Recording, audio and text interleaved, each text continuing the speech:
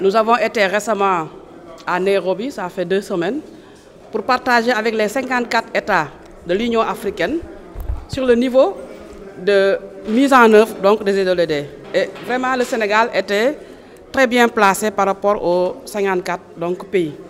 Pour dire qu'au niveau du Sénégal, et depuis plus d'1 an, au niveau du secteur de l'éducation, nous nous sommes engagés à évaluer notre programme, sa première phase, le paquet, notre programme sectoriel, qui était prévu pour 2025, mais qui entre-temps est en train d'être mis à jour, et c'est dans une dynamique de l'arrimer, donc de l'aligner donc, à ces objectifs, à l'agenda 2030 de l'UNESCO, l'agenda international, et aussi en rapport avec le PSE, qui est notre référentiel économique et social.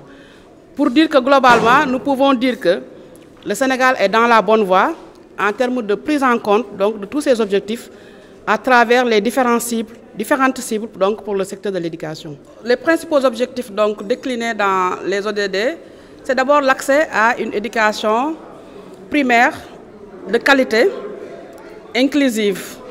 Je pense qu'à ce niveau, ça fait l'objet même déjà d'un objectif stratégique de notre paquet, de notre programme, pour dire qu'à ce niveau, des réalisations importantes sont en cours en termes d'élargissement de l'accès, mais aussi il y a une politique d'inclusion qui voudrait prendre en charge tous les enfants qui sont exclus donc, du système.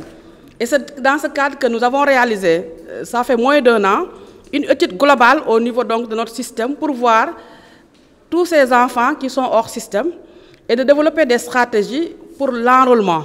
Il faut dire que l'étude a été publiée. Je pense que toute la presse était conviée, ça fait quelques mois, appuyée donc par notre partenaire l'USAID. L'étude a été publiée et ça donne un pourcentage de 37%.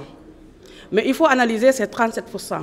Dans ces 37%, les 28%, ou 29% même je dirais, c'est des gens qui n'ont jamais été à l'école, des enfants.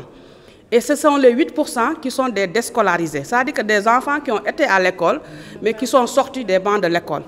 Pour dire qu'environ c'est plus d'1 million d'enfants qui ont été recensés et pour lesquels, comme vous l'avez dit, nous sommes en train de préparer une intervention, je dirais même des interventions, en rapport avec l'USAID en zone sud-est, dans les 3 académies de la région naturelle de Casamance, c'est Sédhiou, Kolda, Ziguinchor, mais aussi avec l'académie de Kédougou en zone est, nous sommes en train de préparer une grande intervention qui va démarrer au mois de septembre, pour voir des stratégies pour les enrôler et les prendre en charge. Mais aussi avec notre partenaire, les autres académies qui ne le seront pas avec l'USAID, le seront avec la Banque mondiale. Avec la Banque mondiale aussi, nous sommes en train de préparer une intervention et ça va démarrer aux mêmes dates pour ce qui concerne donc la prise en charge donc, de ces enfants hors système. Mais il faut dire que ce pas des enfants qui sont carrément hors système. Pour la plupart, je vous l'ai dit, peut-être qu'ils sont dans les daras. L'analyse nous a montré qu'ils sont dans les daras. Et peut-être les daras étant en train d'être intégrés dans le système éducatif, on peut dire que globalement, ils sont dans le système, même s'ils ne sont pas dans le système formel, mais ils sont dans les daras et pour lesquels on est en train aussi de voir un programme d'encadrement pour une modernisation donc, de ces structures, pour introduire les mathématiques et le français. Donc nous sommes en train d'encadrer ces daras, nous allons vers la modernisation des daras.